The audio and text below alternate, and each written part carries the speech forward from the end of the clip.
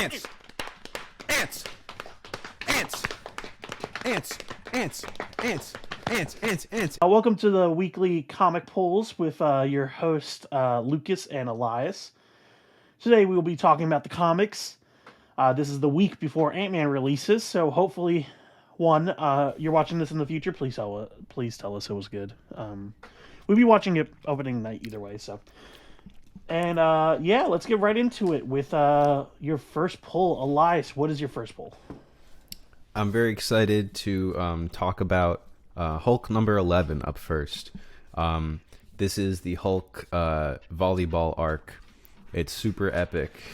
Man, I can't believe they're doing haiku and fucking Hulk. It's amazing, and I enjoy it greatly.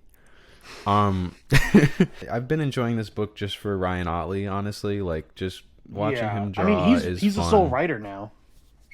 Well, not yet. Like, technically, this arc is still Donnie. No.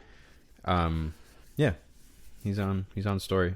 He's credited on this. Yeah. He's still technically a writer. But after this arc, because I'm assuming he already did this before he left. Like, he finished this. Yeah. This is the final arc before he dips. Yeah. But yeah, I've just been enjoying this book for Ryan's stuff. The last issue was very comedic. With the Guardians of the Loop just getting just decimated every 2 seconds. I thought that was funny. Yeah. And but yeah, this is a pretty wacky book right now. Basically, like, Hulk has like brain cancer or something. I don't know.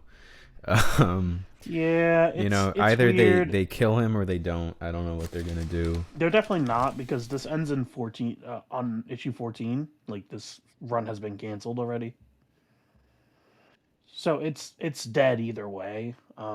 Honestly, I kind of hope Hulk stays dead a little bit after this run. I kind of want. That'd be nice if they just killed him off. Yeah. Either that or just give him a break a little bit, because Titan was not a cool, like, it's cool on the surface, but it's basically just Devil Hulk again. Right. It's just Devil Hulk again, which is, like, one, annoying because we just did a whole run with Devil Hulk, which was amazing, Immortal Hulk, and this just feels very like a cheap knockoff version of that, basically. Yeah. In that subplot, anyway. Right. But also this arc hasn't really, like, to be honest, the most development that this run has done is more development for Thor than anything else. Basically.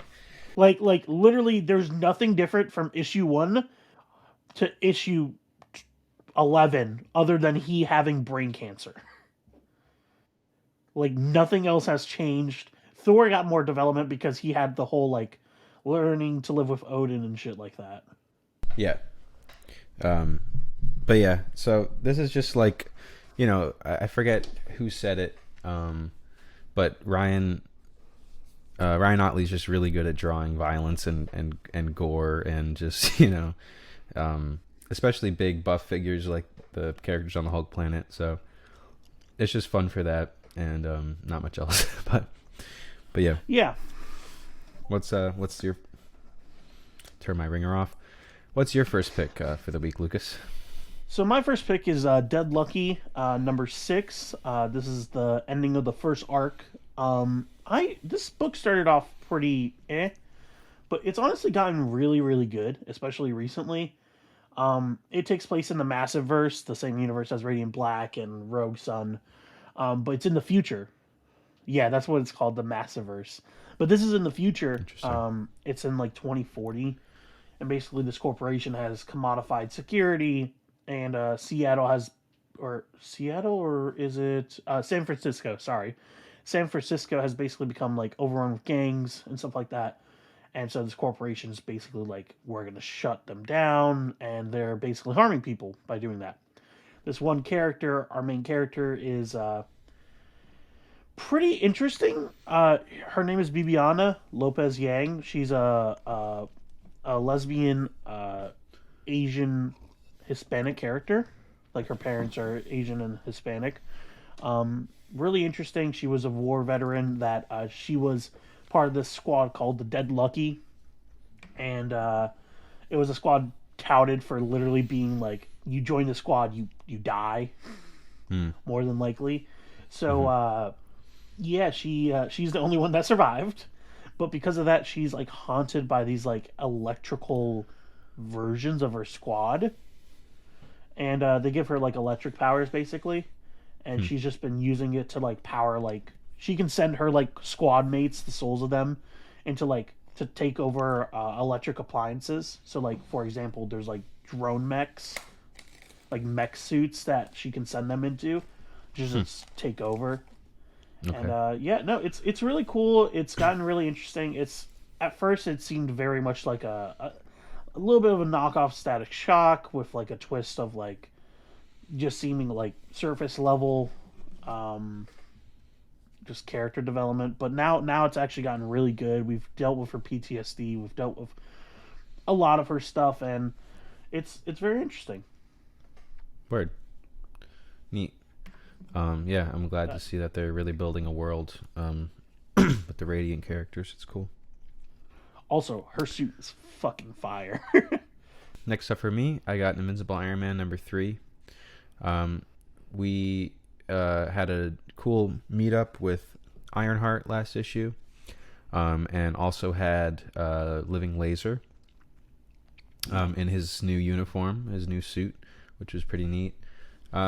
This, you know, first 3 issues here are really just building up, a big reveal. Basically, Yeah, someone's just setting Tony up for failure at every turn, and we're just trying to we want to know who's behind all of it. Um, Ironheart was cool last issue. She had some good action, she but had the fucking rings. the rings, her bringing the rings out was, just a slap in the face to Tony. Yeah, it's And like I don't know seriously, why it's like she's being an asshole like that, but okay.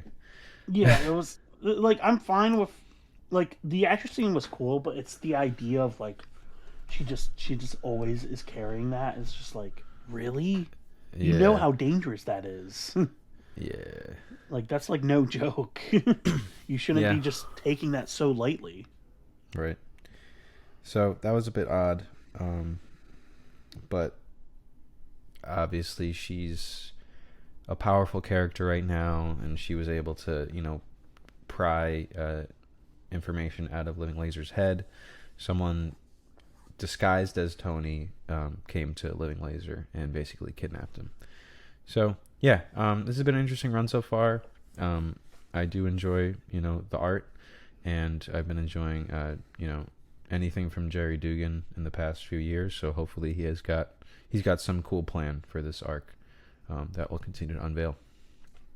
But next up for me is Grim #8. Um, I'm excited to see where this goes because Death has officially died. Death died, and Jess is Okay. trapped on Earth, and she's now realizing that she's up for the throne.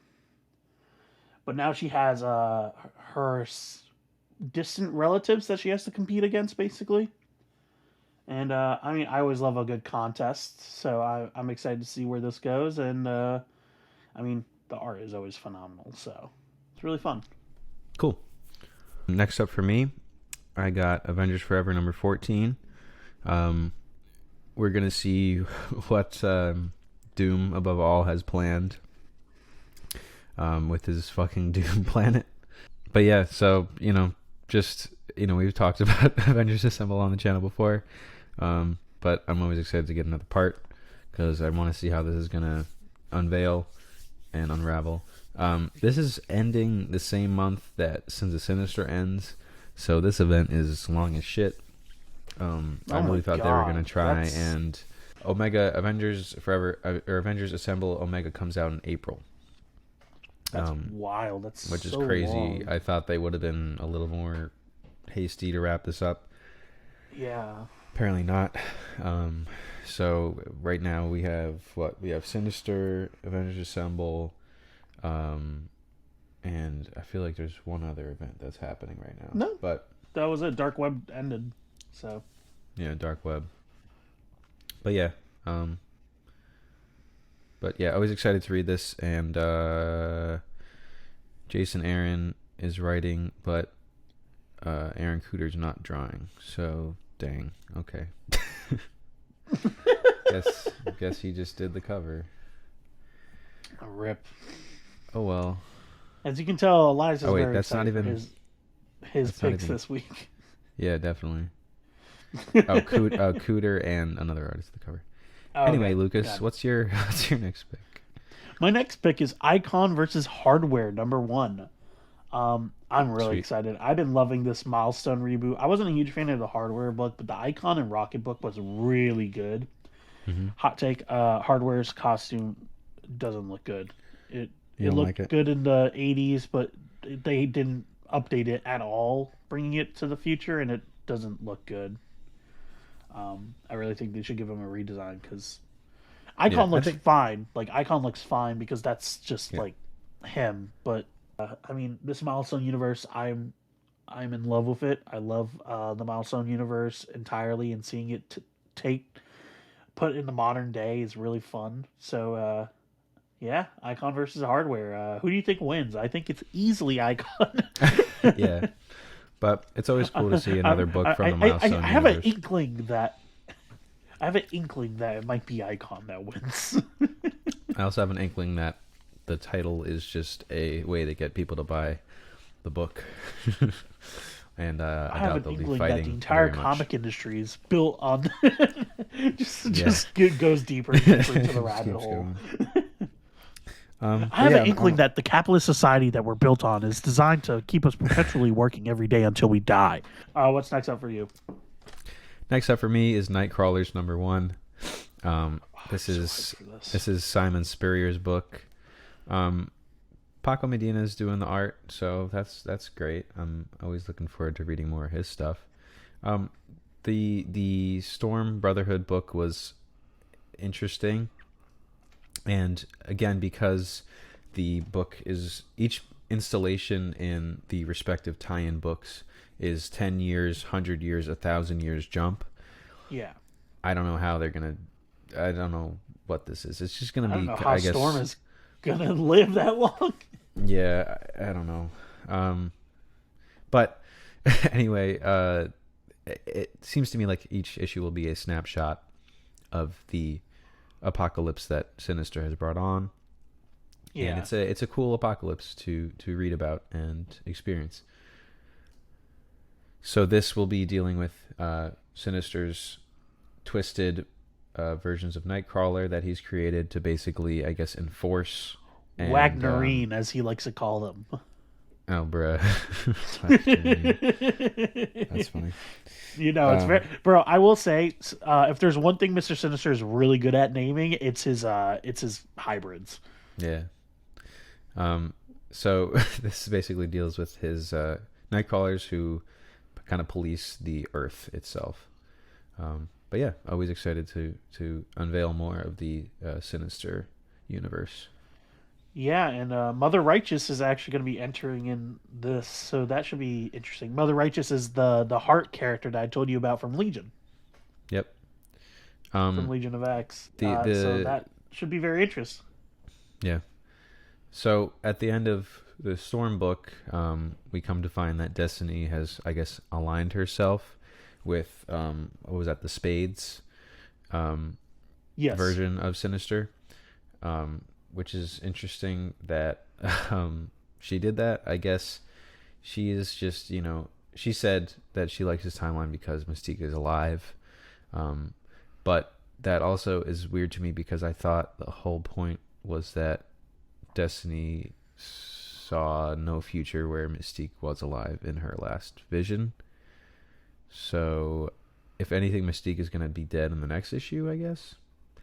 Because she's not supposed to survive that long into any possible future. Remember that? Like, the vision she had Yeah. where she was crying because Yeah. she's No. like, It's Mystique is not alive. So, I don't know how she's alive right now, but I thought she'll be alive much longer. Yeah. I have a gut feeling that when this all resets, Destiny's going to die, but she's going to have all the memories of her time with Mystique, and so she's going to die satisfyingly to make sure that Sinister dies. I feel like that's Sure. basically what they're trying to do, is just set up that she wants to spend all the time she can with Mystique, and this is technically a way to do that. Yeah, So, I can see that. Yeah. yeah. What's next for you?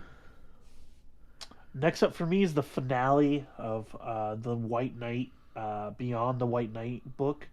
I'm pretty sure this is the end of this. Maybe not the universe entirely, but definitely the main series, Uh huh. which has been going for a while now. This is the third book in the main series, and I've been loving this.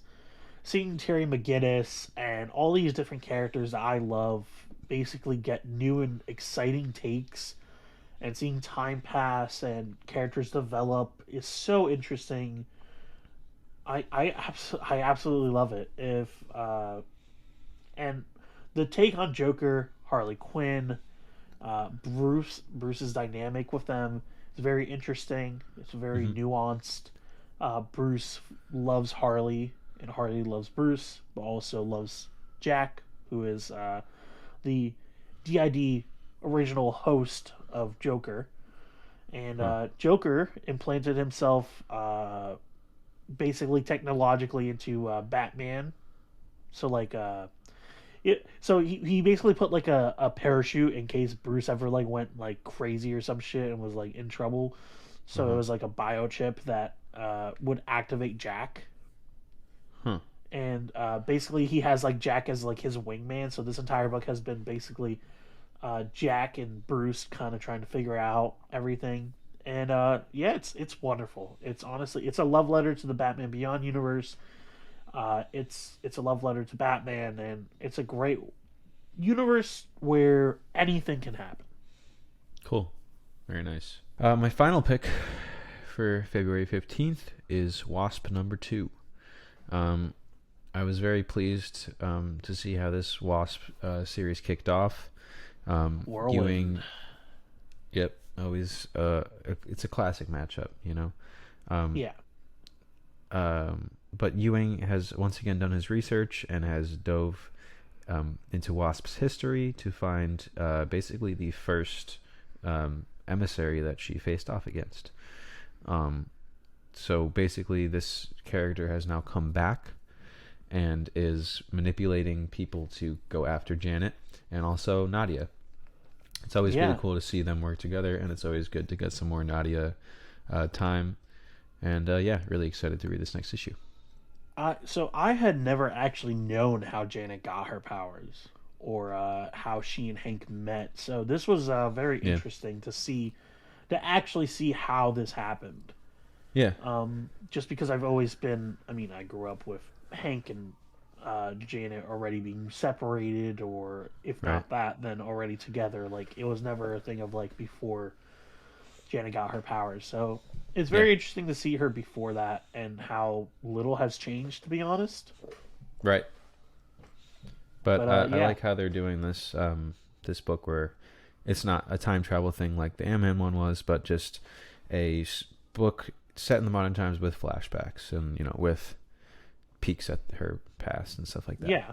Plus, Yeah. more Nadia is always awesome. Yep. I Definitely. really like her character, so she's always super fun. Yep. And My final pick, a drum roll for the final pick here. my final pick is Swamp Thing Green Hell. Fucking Green Hell number 2. Y'all don't know how long I've been fucking waiting for this issue, y'all. I'm, I've almost gone insane waiting for this fucking issue. It's the first issue dropped in December 28th, 2021. You know how fucking long ago that was?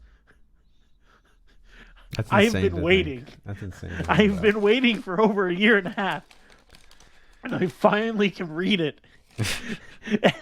And I don't know how to react because if it's not fucking good, I will blow my brains out.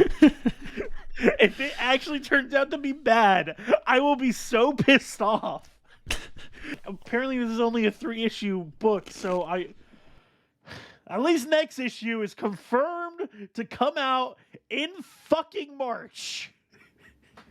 So we don't have to wait over a year and a half.